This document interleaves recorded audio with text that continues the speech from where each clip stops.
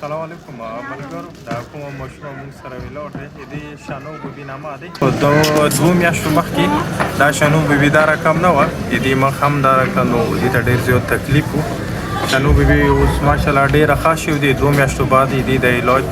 نن مو بیا ډاکټر ته راغلی وو ډاکټر ته بیا ښیو 2 میاشتو بعد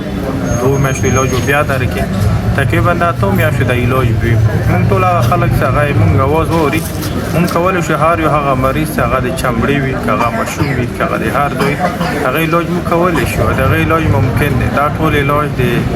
ممکن دی د موږ تاسو په تعاون سره د تاسو زکات د تاسو خیرات دا رقم ماشومانو مخ هم ښکلي کولی شي دا رقم ماشومانو